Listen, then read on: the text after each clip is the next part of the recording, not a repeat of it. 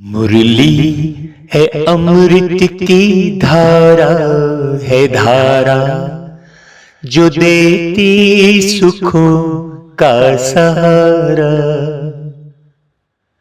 मुरली है अमृत की धारा, है धारा जो देती सुखों का सहारा। भूले जीवन में हो जाए बाबा मुरली में समझाए, तुम्हें देवता बनना है प्यारा, देखो गलती न करना दोबारा। मुरली है अमृत की धारा, है धारा जो देती सुखों का सहारा। जीवन ऐसा होना चाहिए जिसमें किसी भी प्रकार का प्रश्न न हो। जब हम प्रश्न चिन्ह लगाते हैं तो कैसा लगता है वो? प्रश्न चिन्ह कैसा होता है? और फुल स्टॉप लगाते हैं तो प्रश्न लगाना सहज है कि फुल स्टॉप लगाना सहज है? बिंदी लगाना सहज है कि प्रश्न लगाना सहज है? भागवत में ध्रुव कथा आती है तो ध्रुव की कथा आप लोगों ने सुनी है। ध्रुव किस दिशा में चमकता है? उत्तर दिशा में। तो उत्तर दिशा में ही क्यों चमकता है? कहने का अभिप्राय यह है कि जब ध्रुव की तरह हमारा अटल निश्चय होता है भगवान के प्रति और भगवान की गोद पाने की इच्छा होती है हमें। ध्रुव को भगवान की गोद पाने की इच्छा हुई थी और वो इच्छा किसने पैदा की थी? माँ ने पैदा की थी। दोनों माँ ने पैदा की थी। एक माँ ने दुत्कार करके और एक माँ ने सत्कार किया। तो दुत्कारा किसने? सुरुचि ने। और सत्कार किसने किया? सुनीति ने। जितने भी ग्रंथ में और आपके रामायण में, भागवत में जितने भी नाम हैं, उस नाम का बड़ा रहस्य है। लिखने वाले ने इतना गूढ़ार्थ लिखा है। यदि व्यक्ति संसार में लिप्त रहेगा तो वो केवल अखंड रामायण कर लेगा या 8 दिन की भागवत कर लेगा, भजन कर लेगा, नृत्य कर लेगा, झांकी निकाल लेगा, बात समाप्त हो जाएगी। लेकिन उसकी गुहिता की ओर नहीं जा पाएगा जो संसार में लिप्त रहेगा। वास्तव में संसार में हमें रहना है, लेकिन क्या हम संसार में रह रहे हैं? संसार में रह नहीं रहे हैं हम। संसार हमारे अंदर समा के रखे हैं, इसलिए बोझ लगता है, इसलिए बहुत सारे प्रश्न आते हैं। यदि हम संसार में रहेंगे तो प्रश्न नहीं आएंगे, लेकिन जब संसार हमारे अंदर होगा तो ढेर सारे प्रश्न आएंगे। जब तक ध्रुव के अंदर संसार था तब तक उसे गोद नहीं मिल रही थी, और जब वो संसार में रहना सीखा तब उसे भगवान की गोद मिल गई। ये बड़ी गूढ़ी बात है। सुनीति ने उसे भगवान की तरफ प्रेरित किया और सुरुचि ने भी किया। सुरुचि मतलब क्या हुआ? अपनी रुचि के अनुसार काम करना। और सुनीति का मतलब क्या हुआ? नीति प्रमाण का कार्य करना। पहले राजा उत्तानपाद की एक रानी थी, सुनीति।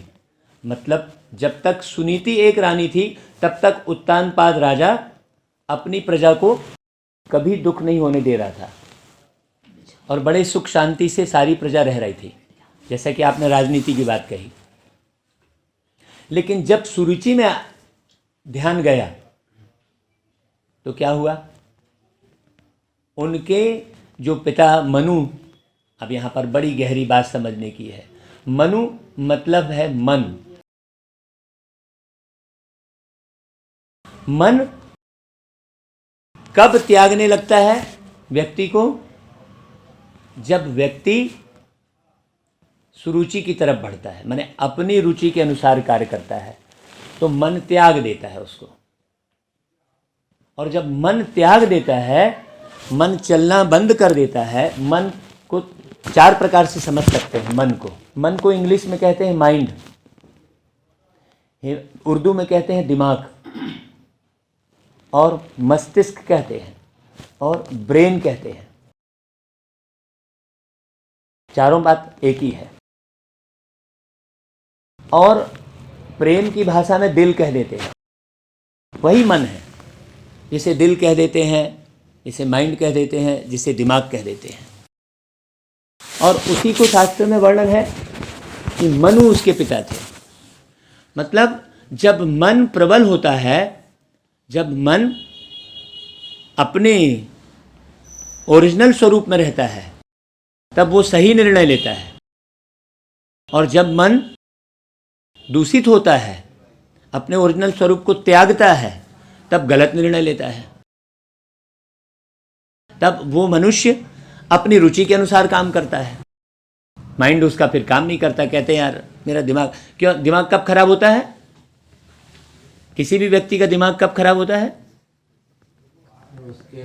जब उसकी रुचि के अनुसार काम नहीं होता है। देखो ध्रुव कथा में कितनी गहन गंभीर बातें समाई हुई हैं।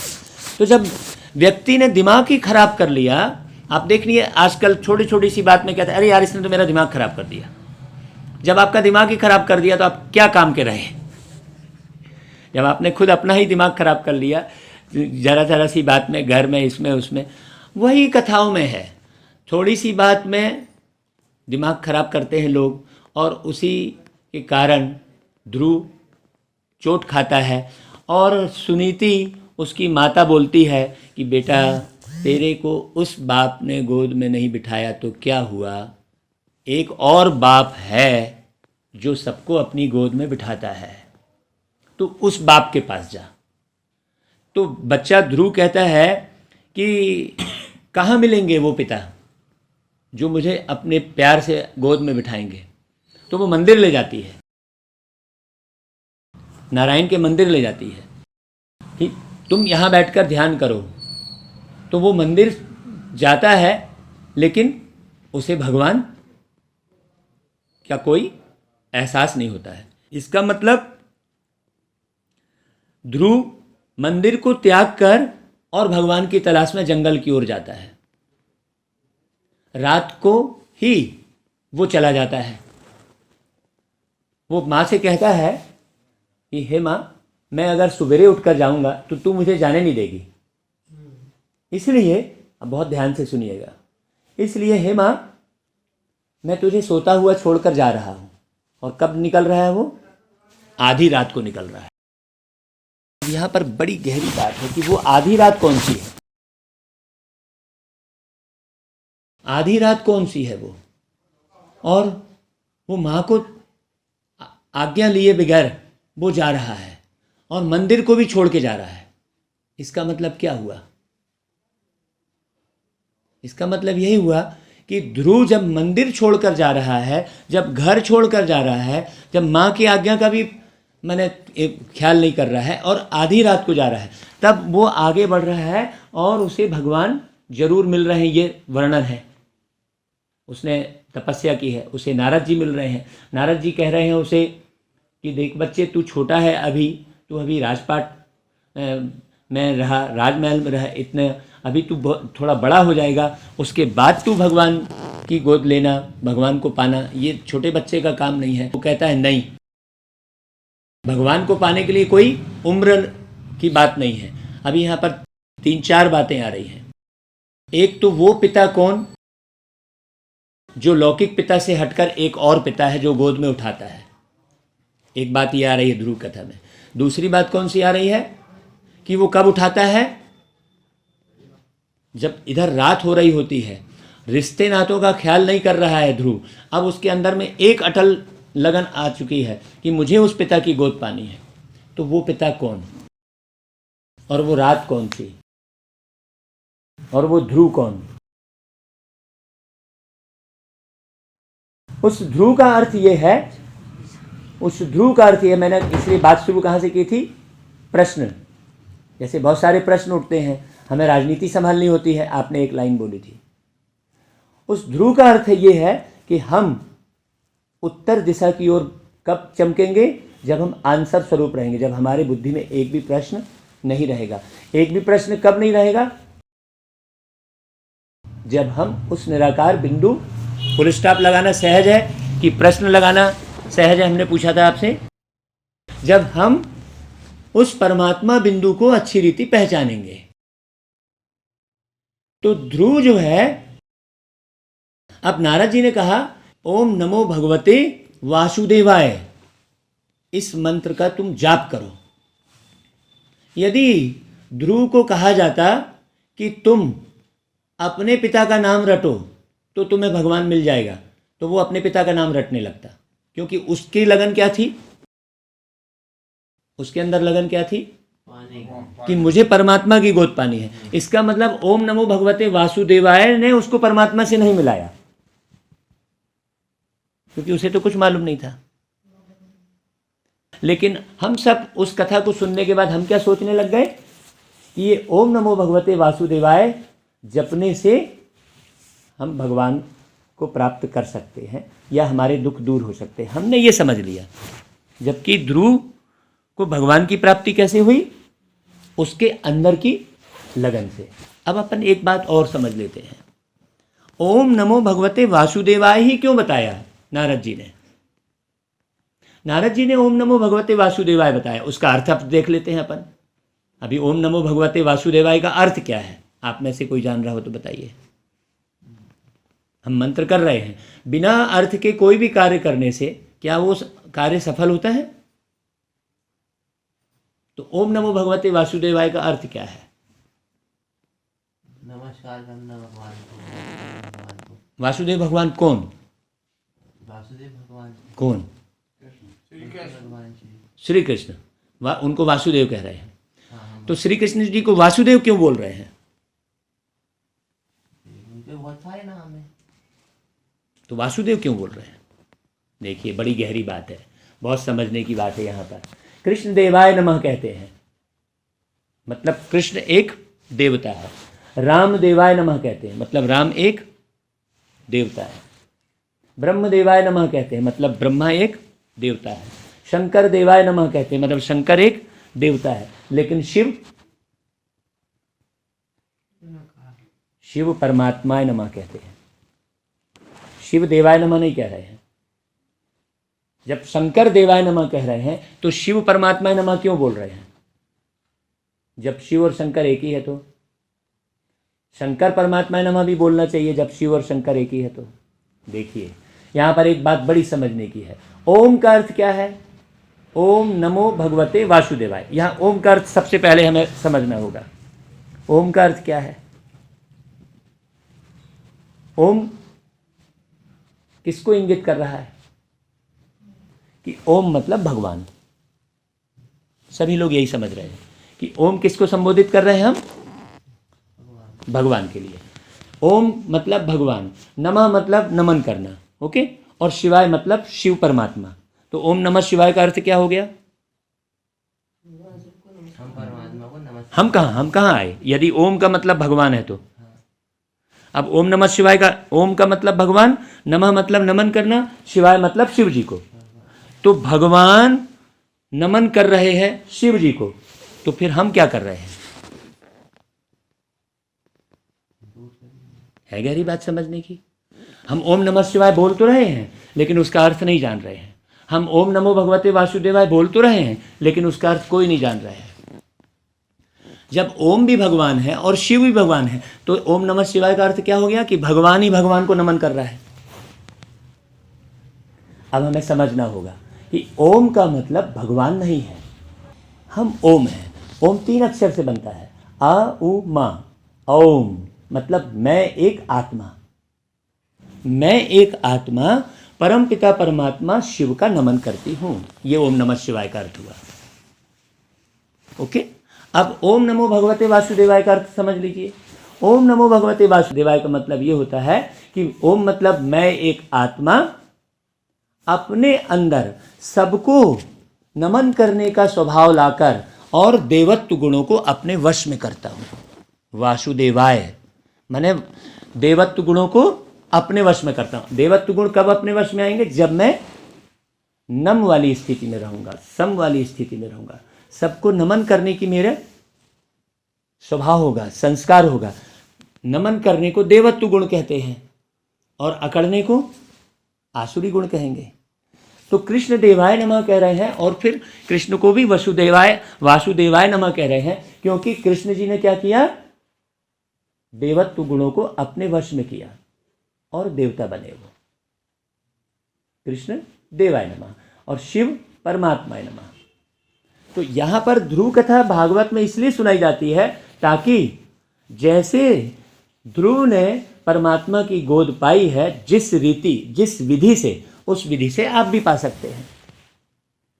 आपने ध्रुव कथा सुन ली तो आप भगवान को पालेंगे नहीं, भगवान को जिस विधि से ध्रुव ने पाया था वो विधि आप अपनाएंगे तो आप भी भगवान को पा सकते हैं, आप भी बहुत अच्छा राजपाट कर सकते हैं। क्योंकि ध्रुव ने भगवान की गोद पाने के बाद भगवान ने उन्हें तिलक किया था कि अब तुम राजगद्दी संभालो, और पूरी राजगद्दी संभालने के बाद जब शरीर छोड़ने की बारी आई थी तब फिर उनके लिए पुष्पक विमान स्वर्गलोक से आया था। ये वर्णन है कथा में।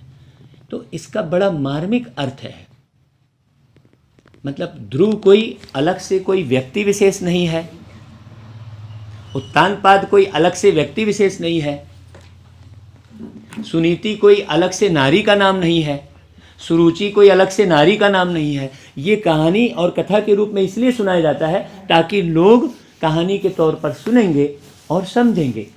जैसे गीतों के माध्यम से सुनाते हैं, मंत्रों के द्वारा सुनाते हैं, तबला ढोलक रिदम को लेकर सुनाते हैं कि लोगों का मन रमेगा तब समझ में आएगा उसको, और मन विचलित रहेगा तो समझ में कहाँ से आएगा। तो मन को रमाने के लिए कथा सुनाई जाती है। वो कथा में बहुत मार्मिक रहस्य होता है। तो जब आप देवत्व गुण धारण करते हैं तो प्रश्नों से परे हो जाते हैं, उत्तर दिशा की ओर चमकने लगते हैं, आपकी जिंदगी में चमक आती है। तो प्रश्न हम उलझे हुए, जैसे आपने कहा कि मुझे सांसद को भी देखना होता है, मुझे विधायक को भी देखना होता है, मतलब बहुत सारे प्रश्न हैं ना अपने पास, वो बड़ी सहज रीति चल सकते हैं। जैसे अब मैं उदाहरण अपने तरफ लेता हूँ, मैं भी एक परिवार वाला हूँ, मेरे भी पत्नी है, मेरे भी 2 बच्चे हैं, बहुत सारे लोग मेरे से कनेक्शन में रहते हैं, बच्चों का व्यापार है, बच्चों के व्यापार में जब बच्चों को कहीं जाना होता है तो मुझे भी व्यापार में बैठना होता है, तो ग्राहकों को मुझे भी संभालना होता है, कई प्रकार के हैं। लेकिन वो बड़ी सहज रीति इसलिए चलता है, कहीं भी तनाव नहीं होता है, किसी भी किस्म की लड़ाई नहीं होती है, कभी कोई लेन देन गड़बड़ नहीं होते। आज जितने भी लोग व्यापार करते हैं सब कोई ना कोई कर्जा लेन देन चलता रहता है, और कहते हैं कि बिना कर्जे के लेन देन के तो काम ही नहीं चलेगा। लेकिन हम 1 रुपए का ना देनदारी है ना लेनदारी है, और हमारा भी वही का व्यापार है। कैसे? क्योंकि हम हमेशा आंसर स्वरूप रहते हैं, कहीं भी हम अटकते नहीं हैं, कहीं भी जो है रुकते नहीं हैं, किसी भी बात में उलझते नहीं हैं। क्यों नहीं उलझते हैं? क्योंकि हमने उस बिंदु रूप परमात्मा को, जो फुल स्टॉप लगाया जाता है, उत्तर दिशा बोला, उत्तर में क्या लगाया जाता है? Full stop. अब हम क्या कर रहे हैं कि हम उस बिंदु रूप परमात्मा को अच्छी रीति जानकर समझकर उनके ज्ञान को सुन रहे हैं। साकार शरीर में जीवन कौन जी रहा है, ये समझने की बात है। जैसे कहते हैं फलाने व्यक्ति का देहांत हो गया और फिर उसके जाने के बाद शांति की कामना करते हैं। तो जब कोई मर ही गया पूरी तरह से, मतलब फलाना व्यक्ति खत्म हो गया, तो जब कोई पूरी तरह से मर गया तो फिर शांति किसके लिए? फिर तेरही किसकी? फिर पुण्यतिथि किसकी? तो मतलब मरा नहीं है वो। मतलब आत्मा कौन? आत्मा की पुण्यतिथि। तो आत्मा कौन? जिसकी शांति की कामना कर रहे हैं। वो तो उसके शरीर को तो जला दिए, अब आप किसी के शरीर को जला देंगे तो उसको शांति होगी क्या? उसको नहीं जलाया ना अपन। ओके, इसलिए मैंने ऐसा पूछा ताकि आपने उसको नहीं जलाया। तो इसका मतलब किसी ने किसी की हत्या की, मतलब उसकी हत्या नहीं हुई, मरा नहीं कोई। इसका मतलब किसी भी जो है व्यभिचारी को, किसी भी बम ब्लास्ट करने वाले व्यक्ति को यदि गवर्नमेंट फांसी चढ़ा रही है, मतलब वो नहीं मरा है। जिसने बम ब्लास्ट किया था वो नहीं मरा है, जिसने भ्रष्टाचार किया था वो नहीं मरा है, जिसने हत्या की थी वो नहीं मरा है। सीधी सी बात है। तो जिसने हत्या की थी वो नहीं मरा है, तो फिर सॉल्यूशन कैसे हुआ? फांसी की सजा कोई सॉल्यूशन कहलाया क्या? थप्पड़ मारना कोई सॉल्यूशन कहलाया? जेल में बंद करना कोई सॉल्यूशन कहलाया? नहीं कहलाया। तो फिर करना क्या है? जो हत्या कर रहा है उसे बदलना पड़ेगा, क्योंकि वो मरता ही नहीं है। हत्या कौन किया? मन ने और उसके शरीर ने की। शरीर ने हत्या किया। हम आत्मा का तो कोई काम ही नहीं था, उसके मन ने उसको कुछ सजाया होगा तो करा उसने। वेरी गुड, बहुत बढ़िया। तो शरीर ने किया। तो जिस शरीर से आत्मा निकल गई वो शरीर एक तिनका भी उठा पाएगा? नहीं। तो फिर शरीर ने हत्या की कैसे कहलाएगा? क्रोध ने हत्या करी। किसके क्रोध ने? क्रोध किस में आया? शरीर में? मन में आया। मन किसके पास है? मन आत्मा के पास हो। ओके, मन किसके पास है? आत्मा। आत्मा के पास है। तो आत्म परिवर्तन कर, बेचारा आत्मा को जानता ही नहीं है ना। कौन? जिसने हत्या करी। वो जानता होता तो क्यों हत्या करता? वो, यस, देखो कितनी बढ़िया बात बोला। इसका मतलब वो आत्मा को नहीं जान रहा है। इसका मतलब मुख्य ज्ञान कौन सा है? कि सबको ये परिचय हो कि वो एक आत्मा है। अभी और आगे अपन चलते हैं। सबको ये परिचय होना बहुत जरूरी है कि वो एक आत्मा है। और सारे संस्कार किस में है? शरीर में या आत्मा में? संस्कार का मुझे नहीं पता। आदतें मन में रहती हैं। मन किसके पास है? आत्मा के पास। क्योंकि किसी भी आत्मा रहित शरीर में मन नहीं होता। बुद्धि किसके पास है? आत्मा में ही है, शरीर में नहीं है। क्योंकि आत्मा रहित शरीर में बुद्धि नहीं होती है, ना तो आत्मा रहित शरीर में कोई आदत होती है। जब आत्मा निकल गई तो वो शरीर सिगरेट पिएगा क्या? आत्मा निकल गई तो वो शरीर शराब पिएगा? अगले जन्म में पी सकता है। ओके, तो मतलब पी कौन रहा था? अगले जन्म किसका हुआ? उस शरीर का कि आत्मा का? आत्मा का। ओके, शरीर तो जला दिया, लेकिन मन उसका उस दूसरे शरीर में भी वही चला जाएगा। वही चला जाएगा। एकदम राइट बात। तो फिर परिवर्तन किसका करना पड़ेगा हमको? सारा खेल। तो मन का परिवर्तन क्या मंत्र पढ़ने से मन का परिवर्तन हो जाएगा, कि मन को समझने से परिवर्तन होगा कि मन किस प्रकार से कार्य करता है? जैसे किडनी किस प्रकार से कार्य करती है ये रिसर्च किया, लीवर किस प्रकार से काम करता है ये रिसर्च किया, हार्ट किस प्रकार से काम करता है ये रिसर्च किया।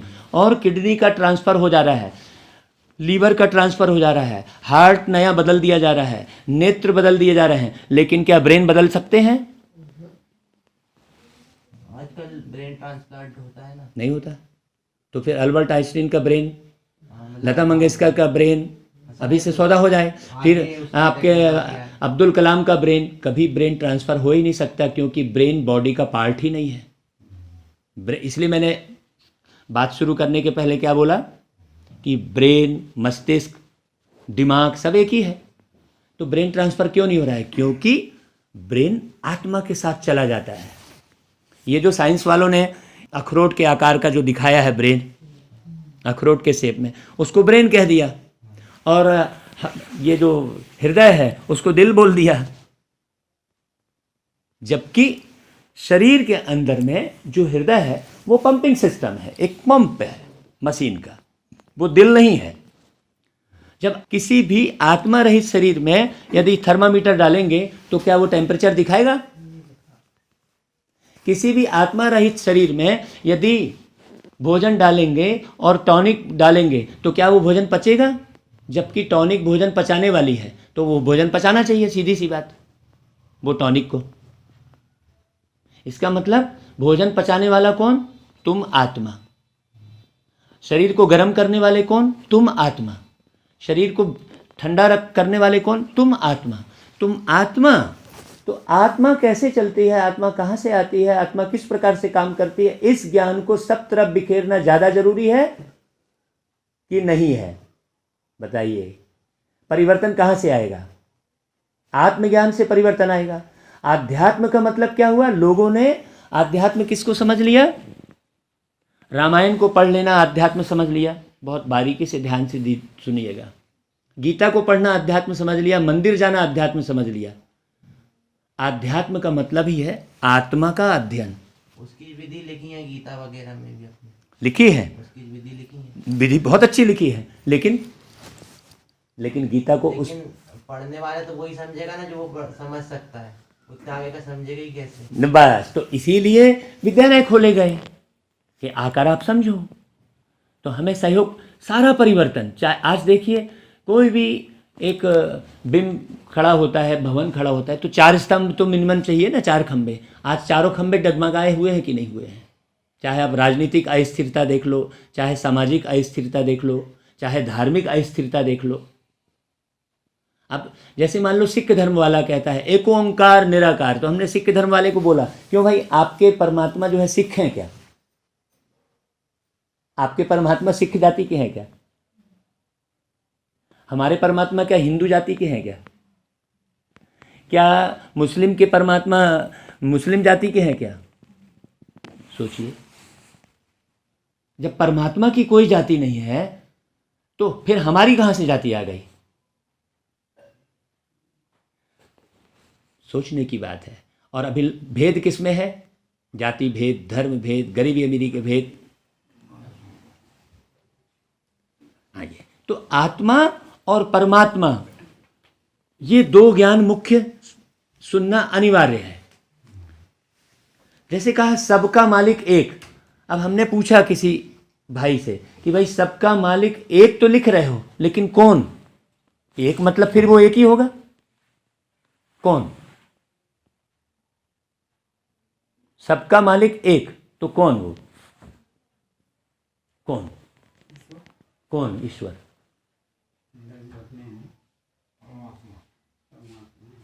अंदर परमात्मा है, आत्मा भी परमात्मा है। ओके, तो फिर पाप कर्म करने वाले को पाप शरीर बोलते हैं कि पाप आत्मा बोलते हैं? पुण्य कर्म करने वाले को पुण्य शरीर बोलते हैं कि पुण्य आत्मा बोलते हैं? धर्म करने वाले को धर्म शरीर बोलते हैं कि धर्मात्मा बोलते हैं? महान कर्तव्य करने वाले को महान शरीर बोलते हैं कि महात्मा बोलते हैं? तो इसका मतलब आत्मा ही पाप कर्म कर रही है ना, तब तो पाप आत्मा और पुण्य आत्मा कह रहे हैं। तो फिर परमात्मा कैसे हो गई? जब आत्मा पाप कर रही है, आत्मा पाप और पुण्य के घेरे में है, तो वो परमात्मा कैसे हो गया? परमात्मा तो पाप और पुण्य से परे है, तो फिर आत्मा ही परमात्मा कैसे हो गया? देखो कितनी बड़ी भ्रांति है, कितना बड़ी अज्ञानता है। आत्मा ही परमात्मा है, मतलब इतने सारे सब ढेर परमात्मा है, तो फिर सबका मालिक एक कौन हुआ? जब सब परमात्मा है, आत्मा ही परमात्मा है, तो कितनी बड़ी भ्रांति। अब सोचो, वो उसमें लिखा हुआ है ग्रंथ में कि आत्मा ही परमात्मा है, जबकि उसका अर्थ क्या है?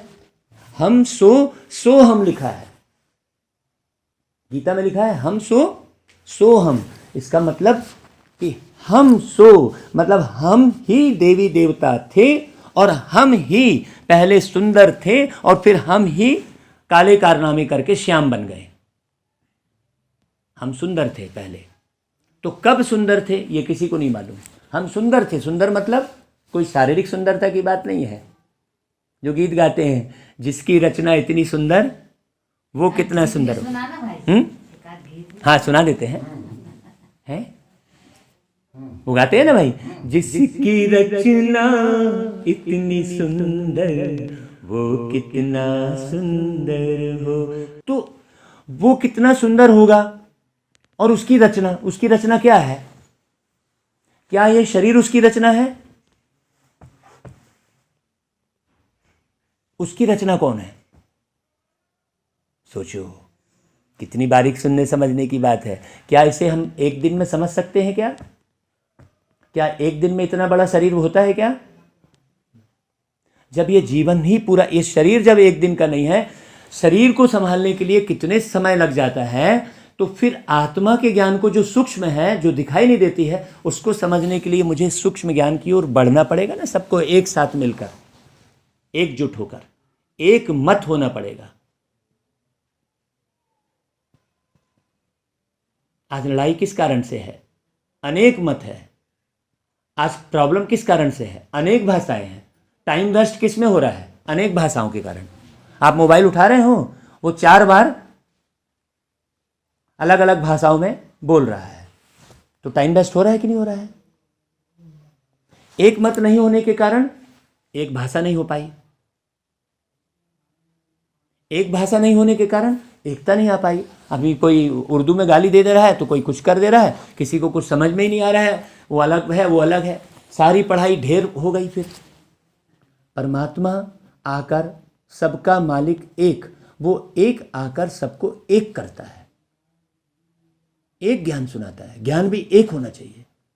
वो ऐसा गीता में लिखा है ना कि मतलब मैं ही मारता भी हूँ, मैं ही मरता भी हूँ, तो वो भगवान ही करते हैं। वो तो आत्मा तो मैं ही, हाँ बोलिए बोलिए बोलिए, बहुत अच्छा। मैं ही मारता भी हूँ, मैं भी मरता भी हूँ, मैं ही पैदा होता हूँ, सब वही करते हैं। गीता में लिखा है। कौन बोल रहा है उसमें गीता में? कृष्ण भगवान।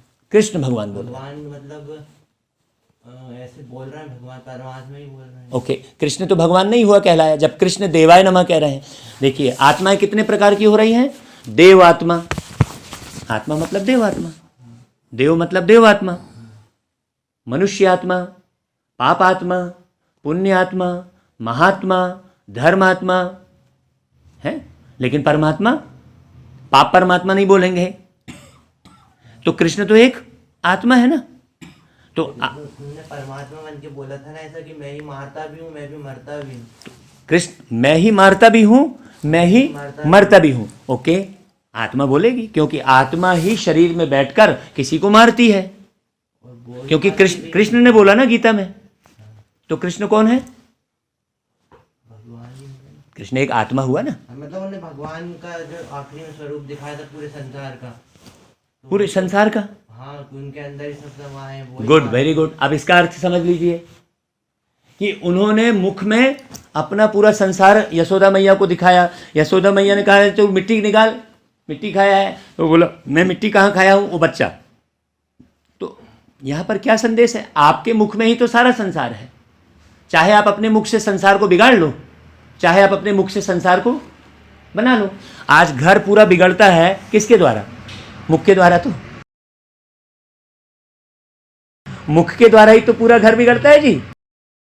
तो उन्होंने मुख की तरफ इशारा करके ये समझाया है कि सारा संसार आपका कहां पर है?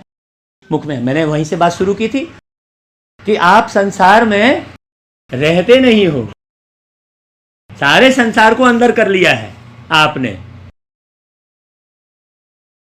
सारा संसार आप अंदर समा के बैठे हो, तो भारी तो हो जाएगा। आप सारे संसार को अंदर क्यों समा कर बैठे हो? सारे संसार को आप अंदर समा कर बैठे हो। ये मेरा, वो तेरा, इसने ऐसा किया, उसने वैसा किया, ये सारा चकड़पट्टी आप अंदर समा कर बैठे हो। तो परमात्मा कहाँ से आपको समझ में आएगा भाई? हमको संसार में रहना सीखना होगा। संसार का अर्थ क्या हो रहा है? सा के ऊपर बिंदी लगी हुई है, वो सा बिंदी परमात्मा का प्रतीक है, और पहला सा हमारे अपने स्वयं का प्रतीक है। जब हम परमात्मा के ज्ञान के सार को उठाएंगे, संसार, संसार शब्द में सार शब्द लगा हुआ है। जब मैं स्वयं उस बिंदी परमात्मा के सार को उठाऊंगा, मैंने बिंदी बनूंगा। बात जहाँ से शुरू की थी वो पूरी समझने के लिए बात वहीं चल रही है। देखिए, उस लिंक पर है। जब मैं सार को उठाऊंगा, अभी तो मैं विस्तार में जा रहा हूँ, अभी मैं केंचुए के विस्तार में जा रहा हूँ, तो मछली के विस्तार में जा रहा हूँ, जो कि हमारे जीवन में कहीं कोई काम ही नहीं आ रहा है। पढ़ाई कौन सी हो रही है? वो केंचुए की, वो हुमायूं की, वो उसने अपराध मारा, वो उसने पीटा। वो पढ़ाई में भी वही हुमायूं ने आक्रमण किया तो उसने वही पढ़ाई पढ़ा रहे हैं, फिर टीवी में भी वही दिखा रहे हैं, फिर मोबाइल में भी वही दिखा रहे हैं। तो बच्चा सीखेगा कहाँ से कुछ? फिर बोला बच्चा संस्कारवान नहीं है, तुमने पढ़ाया ही नहीं ठीक ढंग से, तुमने सिखाया ही नहीं। वो बच्चा कोई चिल्लाते हुए गर्भ से थोड़ी निकला है, चक्कू लेके गर्भ से निकला है क्या? वो चक्कू किसने पकड़ाई उसको? पिस्तौल किसने पकड़ाई? क्या वो पिस्तौल लेके गर्भ से निकला है क्या? जब वो गर्भ से निकला था तब कैसा था? वही बच्चा तो है, तो वो बड़ा होकर वो आतंकवादी कैसे बन गया?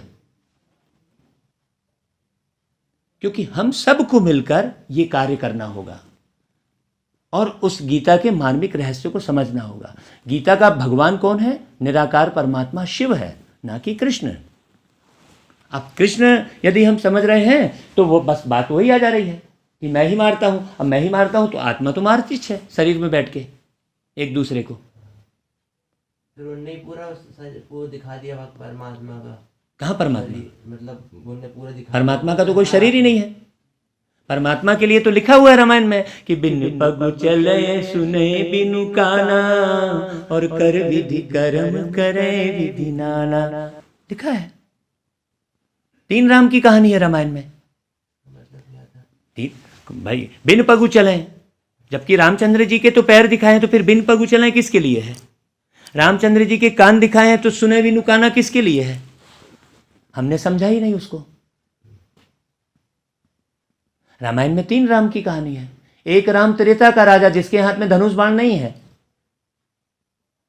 और दूजा राम घट का वासी, वो कौन? वो आत्मा राम। और तीजा राम है अर्श निवासी। ये रामायण में है।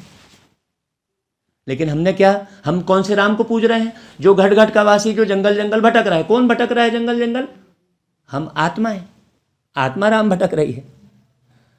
और आत्मा की बुद्धि सीता वो विषय विकार के चंगुल में फंस रही है। बुद्धि कहाँ लग रही है? विकारों में बुद्धि लग रही है, व्यभिचार में बुद्धि लग रही है, भ्रष्टाचार में बुद्धि लग रही है।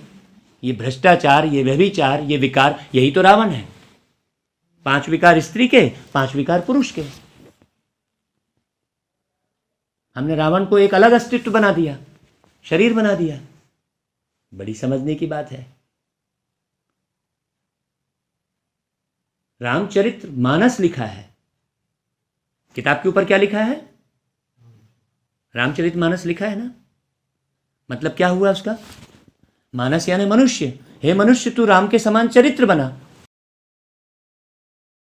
किताब का मुख शब्द बोल रहा है। लेकिन क्या रामायण पढ़कर हम राम के समान चरित्र बना रहे हैं?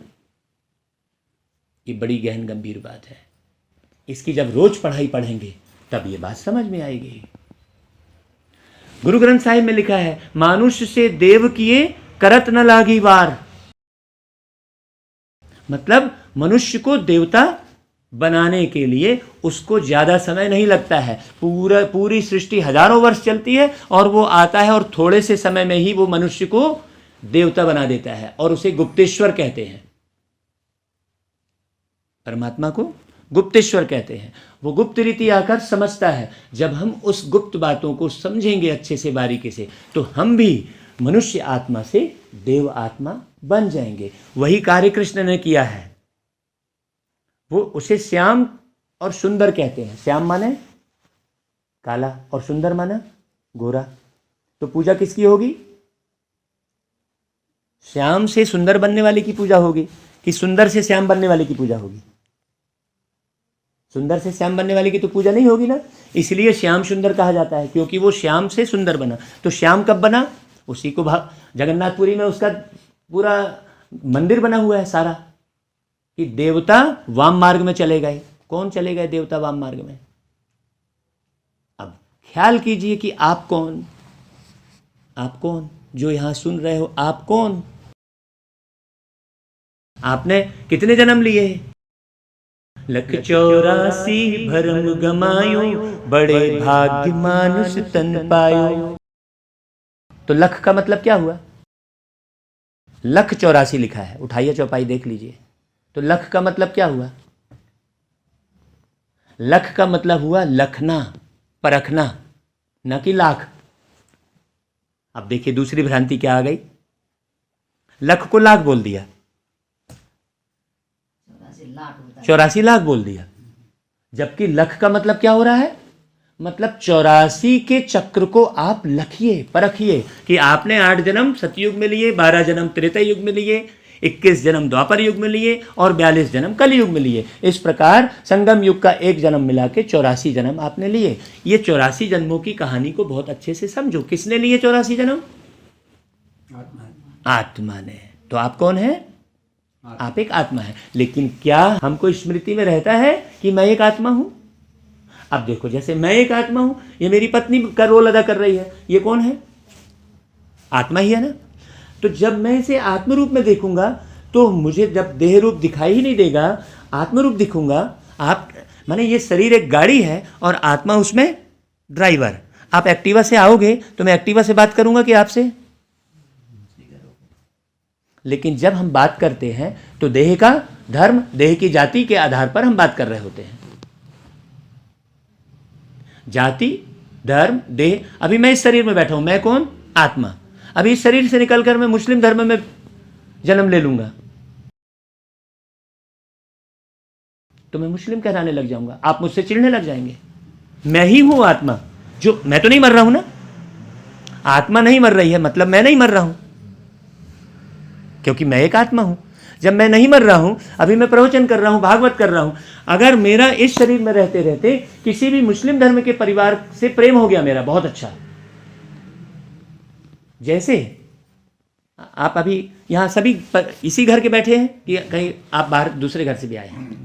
सब एक ही घर। सर इसी घर में है? नहीं, अभी यहां से निकलकर कहां जाएंगे आप? कहां है घर आपका? ये प्रश्न कर रही है और ये दोनों, ये मेरा लड़का है और ये उसका। हाँ ठीक है, ओके। मैंने एक समझने के लिए मैं क्या बोल रहा हूं। अभी यहां से निकलकर कहां जाएंगे आप? अपने अपने घर। अपने घर। क्यों जाएंगे आप अपने घर? क्यों जाएंगे? क्योंकि आए वहां से। क्योंकि वहां से संबंध है आपका। तो कौन जा रहा है? इस घर से निकलकर उस घर में कौन जा रहा है? शरीर, या शरीर को लेकर आत्मा? ओके। तो जब आत्मा शरीर छोड़कर निकलेगी तो कहां जाएगी? उसी घर में जाएगी ना जिससे संबंध है। तो यदि मैं इस शरीर में रहते रहते मेरा संबंध बहुत गहरा किसी मुस्लिम परिवार से हो गया, तो जब मैं शरीर छोड़ूंगा तो मैं कहां जाऊंगा? उसके लिए लोगों ने गीत गाया कि दुनिया से जाने वाले जाने चले जाते हैं कहां, कैसे ढूंढे कोई उनको नई कदमों के भी निशान। लोगों को मालूम ही नहीं है, जबकि हर एक व्यक्ति ये अनुभव कर रहा है कि उसका पति ही नाती बनकर उसके घर में आ गया। कौन आया भाई? अब वो गीत गा रहे हैं, जन्म जन्म का साथ है तुम्हारा हमारा, तुम्हारा हमारा, अगर न मिलते इस जीवन में लेते जन्म दोबारा। कौन बोल रहा है ये? शरीर तो जला दिया, तो लेते जन्म दोबारा कौन बोल रहा है? तो ये शरीर का मिलन है कि आत्मा का मिलन है? दो सितारों का ज़मीं पर है मिलन, आज की रात, आज की रात। गाते हैं? तो दो सितारे कौन है? माने शरीर का मिलन नहीं है। लेकिन हम, राधा और कृष्ण, शरीर का मिलन नहीं है। लेकिन हम इतने विकृत हो रखे हैं कि राधा कृष्ण को बिल्कुल चिपका के फोटो बना रहे हैं, क्योंकि हमारी मानसिकता खराब हो गई है। राधा और कृष्ण शरीर का मिलन नहीं है, सीता और राम शरीर का मिलन नहीं है, पार्वती और शंकर शरीर का मिलन नहीं है। लेकिन हम शरीर को ही मिला रहे हैं, और शरीर मिलने से दैहिक वृत्ति आ रही है। दैहिक वृत्ति को आत्मिक वृत्ति में परिवर्तित करना ही होगा हम सबको मिलकर, और इस कार्य में हम कुछ लोग ही सफल हो पाएंगे, क्योंकि करोड़ों लोग तो मानेंगे ही नहीं। इसीलिए है ना भाई, अभी कितने करोड़ हैं जनसंख्या पूरे विश्व की? 800-900 करोड़ है, 1000 करोड़ हो गई होगी। लेकिन देवी देवता कितने करोड़ हैं? 33 करोड़। आप सोचिए, कहाँ 800-900 करोड़ है, 1000 करोड़ हो। और देवयुग कब कहाँ है? त्रेता में राम, माने त्रेता युग तक देवयुग है।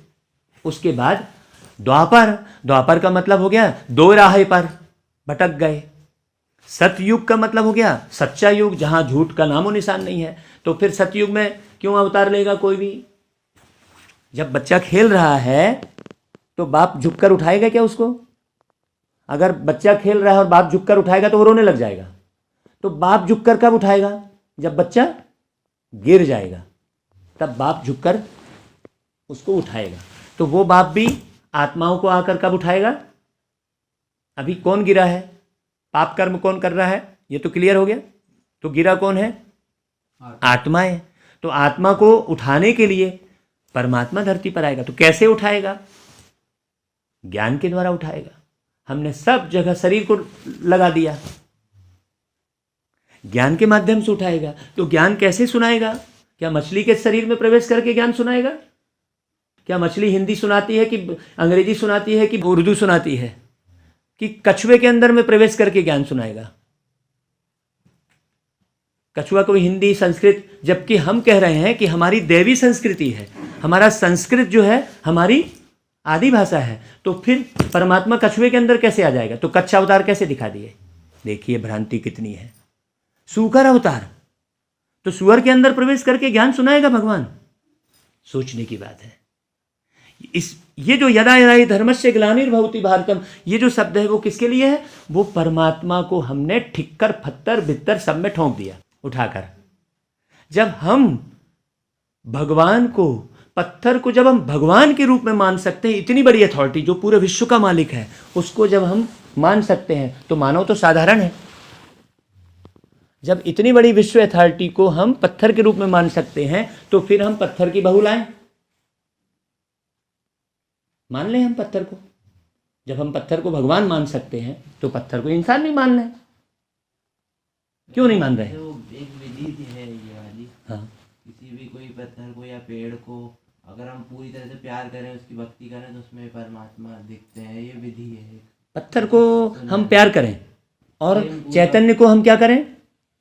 चैतन्य का जैसा एकदम देखिए परमात्मा, अभी सुनिए, पत्थर को हम प्यार करें तो उसमें भगवान दिखने लग जाएंगे।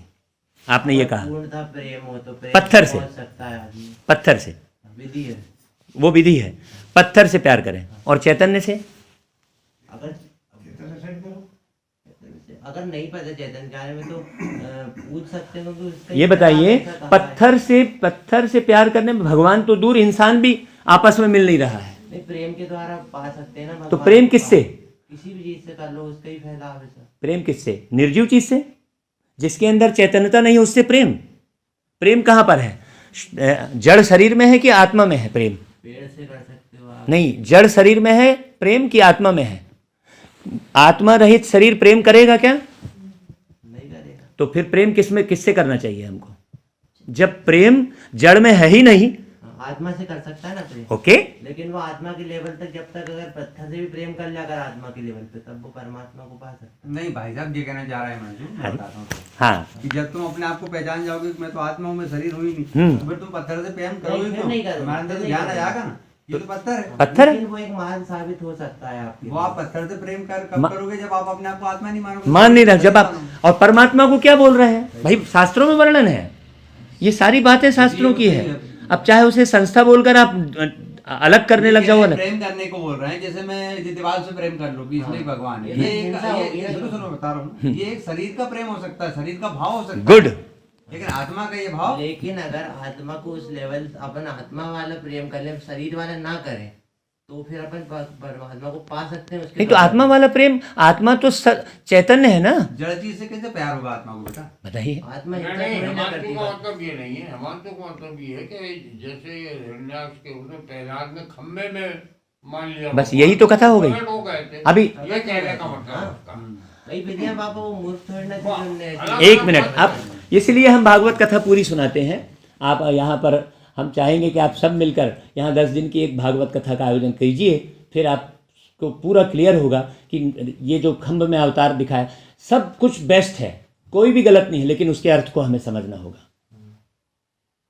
वो ऐसा भी बोलते हैं ना कि सब कुछ परमात्मा का ही फैला। हमें उसके अर्थ को समझना होगा। नहीं भाई साहब, असली क्या है कि इतनी जड़ हो गई है वो कथाएं, हाँ, इतनी गहराई से वो अंदर घुस चुकी है कि उसको निकलना बहुत कठिन है।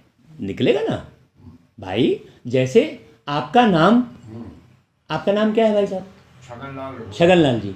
कितने दिन में मालूम पड़ा आपको ये नाम? क्या आप जब लेटे थे बिस्तर पे, जब बिस्तर गंदा कर रहे थे, उस समय छगन बुलाया तो आपने मुंडी पलटी क्या? नहीं पलटी। कितना समय लग गया एक छगन नाम को समझने में? और कितने हजार बार आपको ये छगन सुनने पड़ा, तब जाके वो फाइनल हुआ कि हाँ यार मैं छगन हूं। जब एक शब्द को समझने में सालों लग गए तो भगवान के ज्ञान को समझने में कुछ समय तो लगेगा।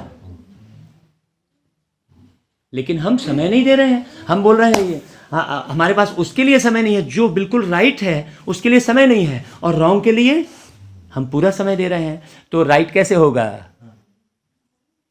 परमात्मा को सत्य चित्त आनंद स्वरूप कहते हैं। मतलब परमात्मा सत्य है, चैतन्य है, आनंद से भरा हुआ है। तो और उसे कहते हैं कण कण में व्याप्त है। तो भाई आप जब भी आपको कष्ट होता है तो आप ये कहाँ बोलते हैं कि हे कण कण वाले मेरी रक्षा कर? कभी बोलते हैं क्या?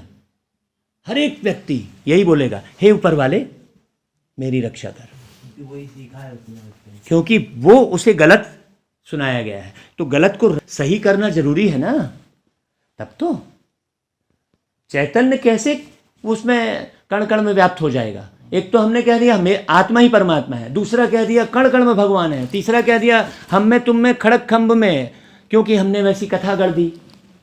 उस कथा के मार्मिक रहस्य को समझा नहीं। आप हमारा यूट्यूब चैनल है, सभी लोग आप यूट्यूब चैनल में डेली 1 घंटा आप सुनिए, कथा के एक एक मर्म को हमने बताया है। हमारी 2500 प्रोग्राम हुए हैं सारे देश भर में और विदेश में। लंदन में भी जाकर प्रोग्राम हुए, 1 महीने आने नहीं दे रहे थे।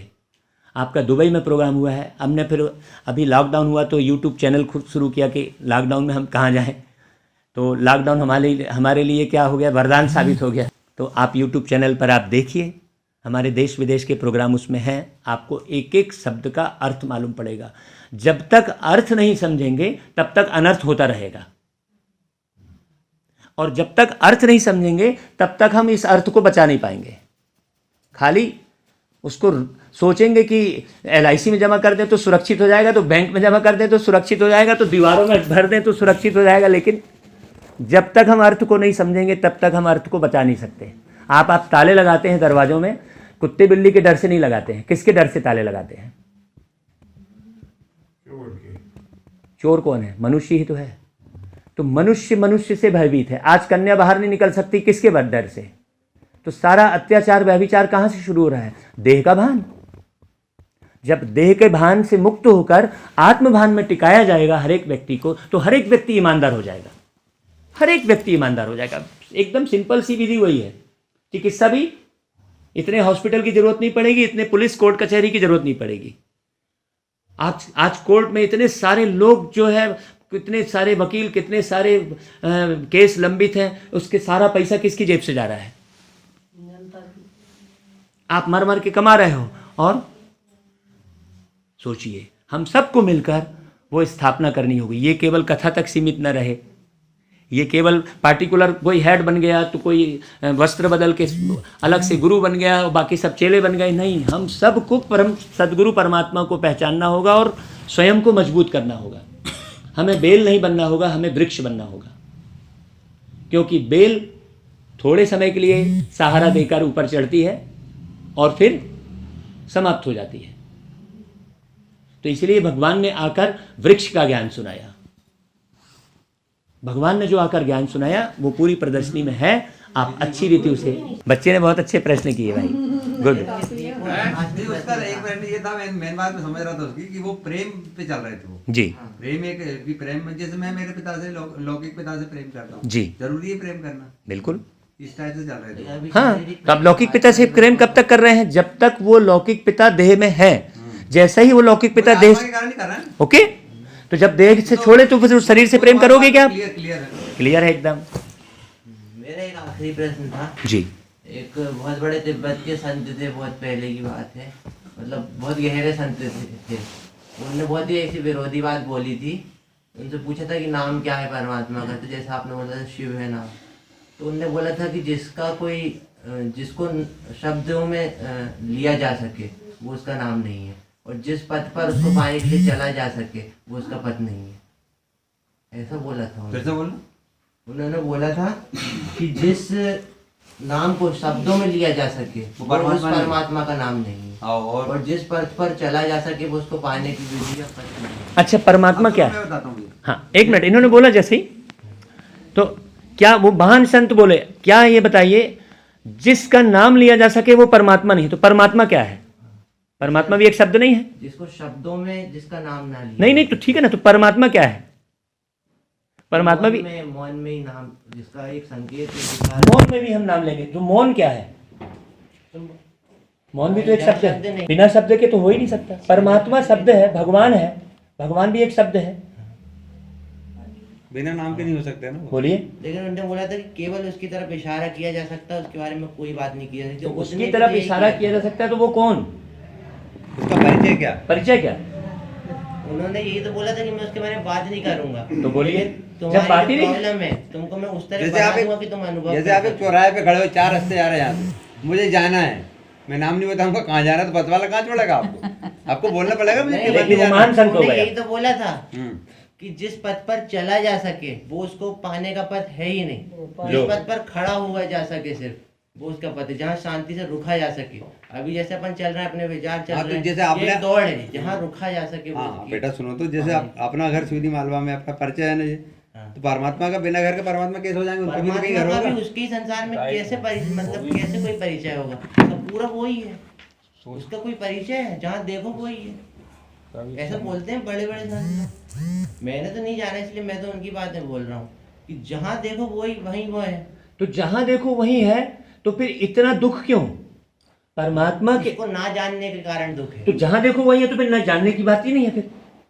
हाँ, लेकिन अगर उसको जान लेंगे, अपने आप को जान लेंगे, तो जरूर दुख खत्म। तो फिर बात तो वही आ गई ना। आगे कि अपने आप को जानो। तो घूम फिर के वही बात आ गई ना। ये उसने बोला ना, लाओ त्सु ने, क्या? सबसे महान संत ने तिब्बत के, क्या? कि जिसको नाम में लिया जा सके जिस शब्द को, वो उसका नाम नहीं है, और जिस पथ पर चला जा सके वो उसका पथ नहीं। नहीं तो ये राइट है क्या? ये इससे ये तो पूरा नहीं हुआ ना। आत्मा भी नहीं बोल सकते, उन्होंने कहा परमात्मा भी नहीं बोल सकते। मैं उसके बारे में, बुद्ध ने भी यही बोला, बात ही नहीं करी भगवान के बारे में। तो तो इसी बोला इशारा करूंगा और अनुभव करने की चीजें बताऊंगा, कर सको तो कर लेना। देखिए, इसीलिए संसार बिगड़ता चला गया। बुद्ध के आने के बाद संसार को संवरना चाहिए था, नहीं संवर गया था बहुत बहुत कुछ। फिर बिगड़ा क्यों? इसका मतलब ज्ञान सही नहीं था। कृष्ण के बाद भी बिगड़ गया फिर तो, कृष्ण भगवान के बाद। हाँ ना, तो कृष्ण भगवान नहीं है ना, बोलते भगवान के रहे। बाद बिगड़ा, वो तो बिगड़ा ही चला था। और जब तक अपन ने देखा हम सब बिगड़ा ही हुआ है। तो फिर कभी सुख तो दिखा ही नहीं। तो संवरेगा कैसे? कोई सा योग ऐसा नहीं देखा जिसमें सुख हो ना। अपन जानते केवल कलयुग ही देखा है, तो फिर विश्वास कैसे करेंगे? हाँ, तो कलयुग देखा है ना, कलयुग देखा है ना, कलयुग सतयुग नहीं देखा है। जी, अब आप ऐसे तो चाय कैसे माने पीते कि होंगे। सुखी सुख हो? क्योंकि हमने चाय? 2000 दूध सदी बनाने से दो पहले तो। के भी हम देख रहे हैं। जीसस के बाद भी जीसस को सूली पे लटका दिया, उसको भी देखा तब भी दुख था, उससे पहले भी दुख था। तिब्बत के वो संत आए थे तब भी दुख था, कृष्ण के बाद भी दुख, राम के बाद भी दुख, हर जगह दुख ही दिखा। तो कलयुग ही तो दिखा है हमेशा। तो अभी सतयुग पे भरोसा कैसे? जीसस में, बाइबल में लिखा है कि क्राइस्ट से 3000 वर्ष पूर्व ये भारत पैराडाइज था। हाँ। तब कोई संत नहीं थे। तब कोई संत नहीं था, जरूरत ही नहीं थी। हाँ, तो अभी अब ये संत लोग इसलिए तो संत आए और कि वो याद सन्यासी, दिला सके। हाँ, आप कोई भी चीज पुरानी होती है ना, आपने ये कोई भी चीज ये जब लाए हैं, ये एक ना एक दिन पुरानी होगी। हाँ। जब पुरानी होगी तो दुखदाई हो जाएगी। तो ऐसी ही दुनिया भी पुरानी होती है धीरे धीरे। पुरानी को फिर नई कौन बनाएगा? वही दुनिया बनाने वाला। तो कैसे बनाएगा? अज्ञानता को हटाकर ज्ञान का प्रकाश फैलाएगा, लोग जानने लगेंगे फिर धीरे धीरे। फिर जानने लगेंगे। शिवरात्रि हम मनाते हैं। शिवरात्रि क्यों मनाते हैं? क्योंकि परमात्मा, शिवरात्रि का मतलब क्या हुआ? अंधेरा, अज्ञान का अंधेरा। गीता में स्पष्ट लिखा है, ज्ञान सूर्य प्रगटा, अज्ञान अंधेर विनाश। तो अब ज्ञान सूर्य प्रगटा, तो ज्ञान को हटा दिया, सूर्य प्रगटा। अब सूर्य को ही भगवान मानने लगे। अब सूर्य क्या बोलता हुआ कोई एक चैतन्य है क्या? अब कहा कि नहीं, सूर्य के बिना तो ये शरीर जीवन ही नहीं रहेगा। तो बिल्कुल सही बात है, सूर्य की रोशनी के बिना ये शरीर नहीं रहेगा, लेकिन आत्मा के बिना शरीर रहेगा क्या? तो अब ट्यूबलाइट के बिना भी हम नहीं पढ़ सकते, तो क्या ट्यूबलाइट की भगवान हो गया? अब गैस चूल्हे के बिना तो हमारा खाना नहीं बन सकता, तो वो गैस चूल्हा भगवान हो गया? सोचने की बात है। इसीलिए क्या हो गया कि परमात्मा को ना जानने के कारण लोग कभी सूर्य को भगवान कह रहे, कभी जल को भगवान कह रहे, कभी कृष्ण को कह रहे, कभी राम को कह रहे।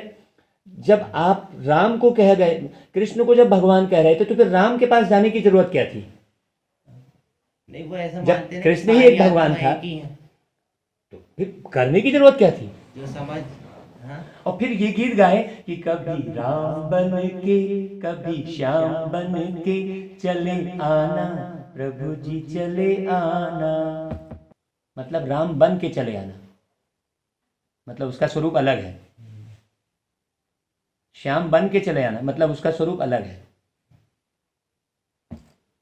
रचना जो की है उस पर अगर गहराई से हम समझेंगे तो ये एक दिन समझने की बात नहीं है। इसे प्रतिदिन जब आप सुनेंगे तब यथार्थ समझ में आएगा। और गीता में ये भी लिखा है, मुंडे मुंडे मतिर भिन्ना, जितनी मुंडी उतनी मति। तो अब बिना मुंडी वाले का ही सुनेंगे। बिना मुंडी वाला केवल एक शिव है। अरे, मुंडी है ही नहीं, कुछ भी नहीं है। मुंडे मुंडे मतिर भिन्ना, मतलब जितने मुंडी वाले होंगे उतनी मति होगी। मति यानी बुद्धि। हाँ, बिना मुंडी वाला केवल एक शिव है, निराकार। बिना मिंडू की दोनों एक भी हो सकते हैं। एक शिव है बस। शिव के अलावा इस संसार में दूसरा बिन पगु चले सुने बिनु काना, वो शिव के लिए है। वो शिव के लिए है। आप कहाँ से आए महाराज जी? चलिए, अब आपका परिचय हो जाए। कोई बात नहीं है, भगवान का परिचय हो ज्यादा अच्छा है। वो कहाँ से